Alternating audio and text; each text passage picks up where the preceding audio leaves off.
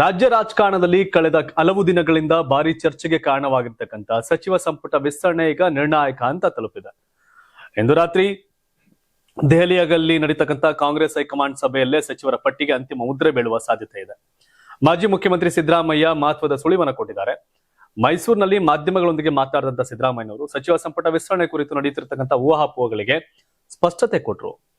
ರಾತ್ರಿ ದೆಹಲಿಯಲ್ಲಿ ಹೈಕಮಾಂಡ್ ನಾಯಕರೊಂದಿಗೆ ಮಹತ್ವದ ಸಭೆ ನಡೀತದೆ. ಆ ಸಭೆಯಲ್ಲೇ ಸಚಿವ ಸಂಪುಟ ವಿಸ್ತರಣೆಗೆ ಸಂಬಂಧಿಸಿದ ಎಲ್ಲಾ ಅಂತಿಮ ತೀರ್ಮಾನಗಳನ್ನ ಕೈಗೊಳ್ಳಲಾಗುತ್ತೆ.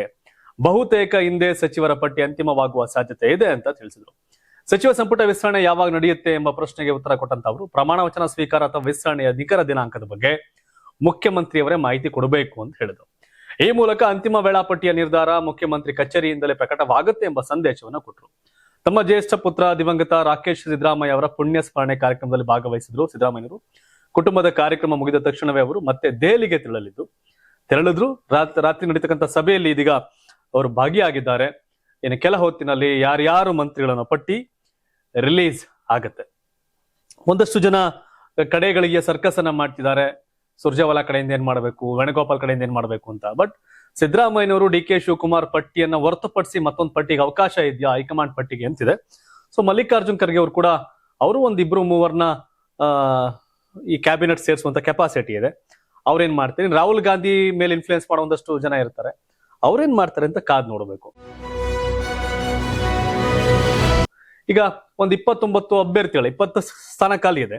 60 ಜನ ಲಾಬಿ ಮಾಡ್ತಾ ಇದ್ರು. ಅದ್ರಲ್ಲಿ ಈಗ 20 ಜನ ಯಾರು ಅನ್ನೋದು ಒಂದು ಪ್ರಶ್ನೆ. 29 ಜನ ಒಂದು ಫೈನಲ್ ಲಿಸ್ಟ್ ಬಂದವ್ರೆ. ಅದ್ರಲ್ಲಿ 9 ಜನ ಉದುರೋಗ್ಬಿಡ್ತಾರೆ, 20 ಜನ ಫೈನಲ್ ಆಗ್ತಾರೆ. ಯಾರು ಅದು ಅನ್ನೋ ಪ್ರಶ್ನೆಗೆ ಒಂದಷ್ಟು ಸಂಭಾವ್ಯರ ಹೆಸರುಗಳಿದೆ. ಸಚಿವ ಸ್ಥಾನಕ್ಕಾಗಿ ನಡೆಯುತ್ತಿರುವ ಪೈಪೋಟಿಯ ನಡುವೆ ಅಂತಿಮ ಪಟ್ಟಿಗೆ ರೂಪ ನೀಡುವ ಪ್ರಕ್ರಿಯೆ ವೇಗ ಪಡ್ಕೊಂಡಿದ್ದು ರಾಜ್ಯ ರಾಜಕೀಯದಲ್ಲಿ ಕುತೂಹಲ ಮತ್ತಷ್ಟು ಹೆಚ್ಚಿದೆ. ಮುಖ್ಯಮಂತ್ರಿ ಡಿ ಕೆ ಶಿವಕುಮಾರ್ ಹಾಗೂ ಸಿದ್ದರಾಮಯ್ಯ ಅವರು ಸಿದ್ಧಪಡಿಸಿದ್ದ ಸಚಿವಾಕಾಂಕ್ಷಿಗಳ ಆರಂಭಿಕ ಪಟ್ಟಿಯನ್ನ ಮರುಪರಿಶೀಲನೆ ಮಾಡಿ ಸಂಕ್ಷಿಪ್ತಗೊಳಿಸಲಾಗಿದೆ. ಪ್ರಾದೇಶಿಕ ಪ್ರಾತಿನಿಧ್ಯ, ಜಾತಿ ಸಮೀಕರಣ, ಸಂಘಟನಾ ಸಮತೋಲನ ಹಾಗೂ ರಾಜಕೀಯ ಲೆಕ್ಕಾಚಾರಗಳನ್ನು ಗಮನದಲ್ಲಿಟ್ಟುಕೊಂಡು ಸುಮಾರು 29 ಅಭ್ಯರ್ಥಿಗಳ ಪಟ್ಟಿಯನ್ನು ಹೈಕಮಾಂಡ್ ಪರಿಶೀಲನೆಗೆ ಸಲ್ಲಿಸಲಾಗಿದೆ ಎನ್ನಲಾಗಿದೆ. ಕಾಂಗ್ರೆಸ್ ರಾಷ್ಟ್ರೀಯ ನಾಯಕತ್ವ ಈ ಬಾರಿ ಸಚಿವ ಸಂಪುಟದಲ್ಲಿ ಹೊಸ ಮುಖಗಳಿಗೆ ಹೆಚ್ಚಿನ ಅವಕಾಶ ನೀಡುವ ಪರವಾಗಿದ್ದರೂ ರಾಜ್ಯ ನಾಯಕತ್ವ ಅನುಭವ ಹೊಂದಿರುವ ಹಿರಿಯ ಶಾಸಕರು ಮತ್ತು ಮಾಜಿ ಸಚಿವರಿಗೆ ಆದ್ಯತೆ ನೀಡುವ ನಿಲುವನ್ನು ವ್ಯಕ್ತಪಡಿಸಿದೆ ಅಂತ ತಿಳಿದುಬಂದಿದೆ. ಪರಿಣಾಮವಾಗಿ ಹಲವು ಮಾಜಿ ಸಚಿವರ ಹೆಸರುಗಳು ಅಂತಿಮ ಪಟ್ಟಿಯಲ್ಲೂ ಸ್ಥಾನ ಉಳಿಸಿಕೊಂಡಿವೆ ಎನ್ನುವ ಮಾಹಿತಿ ರಾಜಕೀಯ ವಲಯದಲ್ಲಿ ಹರಿದಾಡ್ತಿದೆ. ಹೈಕಮಾಂಡ್ ಆರಂಭದಲ್ಲಿ ಕೈ ಬಿಡುವಂತೆ ಸೂಚಿಸಿದ್ದ ಕೆಲ ಮಾಜಿ ಸಚಿವರ ಪೈಕಿ ಬಹುತೇಕರು ತಮ್ಮ ಸ್ಥಾನವನ್ನು ಉಳಿಸಿಕೊಳ್ಳುವಲ್ಲಿ ಯಶಸ್ವಿಯಾಗಿದ್ದಾರಂತೆ.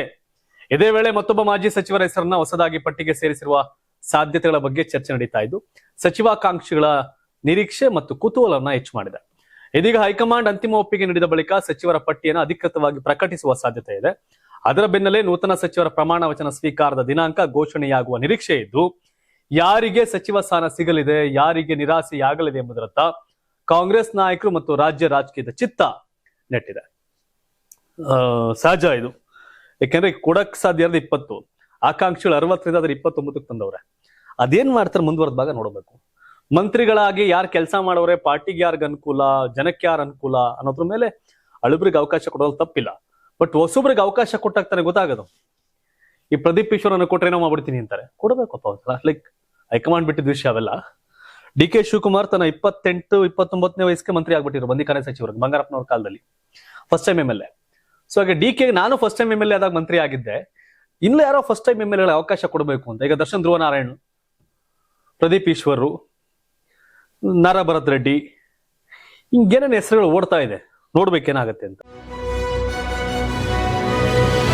ದಾವಣಗೆರೆ ದಕ್ಷಿಣ ವಿಧಾನಸಭಾ ಕ್ಷೇತ್ರದ ಬೈ ಎಲೆಕ್ಷನ್ ಅಲ್ಲಿ ಕಾಂಗ್ರೆಸ್ ನಾಯಕರೇ ಪಕ್ಷ ವಿರೋಧಿ ಚಟುವಟಿಕೆ ನಡೆಸಿದ್ರು ಎನ್ನುವ ಆರೋಪದ ನಡುವೆ ಇದೇ ವಿಚಾರಕ್ಕೆ ಅನೇಕ ಮುಸ್ಲಿಂ ನಾಯಕರ ತಲೆದಂಡ ಕೂಡ ಮಾಡಲಾಗಿತ್ತು. ಶಾಮ್ನೂರ್ ಫ್ಯಾಮಿಲಿ ವಿರುದ್ಧ ಮುಸ್ಲಿಂ ಮುಖಂಡರನ್ನ ಎತ್ತಿ ಕಟ್ಟುವ ಕೆಲಸ ನಡೆದಿದೆ ಎನ್ನುವ ಆರೋಪ ಸಹ ಆಯಿತು.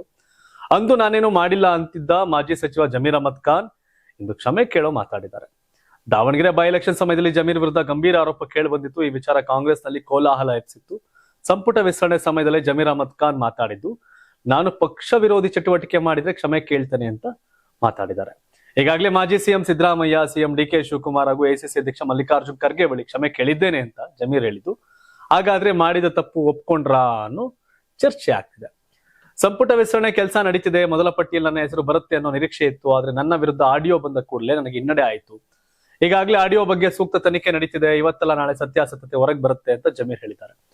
ನನ್ನ ವಿರುದ್ಧ ಸಿದ್ದರಾಮಯ್ಯ ಅವರ ತಲೆ ತುಂಬಾ ಕೆಲವರು ಏನೋ ಏನೋ ತುಂಬಿದ್ದು, ನನ್ನ ವಿರುದ್ಧ ನಮ್ಮ ಪಕ್ಷದಲ್ಲೇ ಷಡ್ಯಂತ್ರ ನಡೆದಿದೆ ಅಂತ ಜಮೀರ್ ಗಂಭೀರ ಆರೋಪ ಮಾಡಿದ್ದಾರೆ.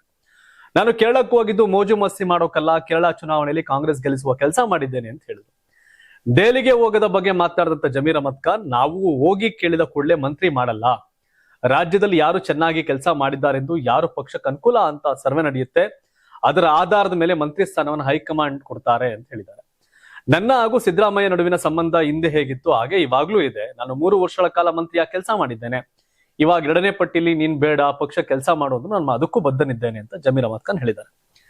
ಜಮೀರ್ ಅಹಮದ್ ಖಾನ್ ಗೆ ಬಹಳಷ್ಟು ಹೀನಾಮಾನವಾಗಿ ಮಾತಾಡಿದಂತ ವ್ಯಕ್ತಿ ಎಸ್ ಎಸ್ ಮಲ್ಲಿಕಾರ್ಜುನ್. ಅಷ್ಟಾದ್ರೂ ಕೂಡ ಕ್ಯಾಂಪೇನ್ ಮಾಡಿದ್ದಾರೆ.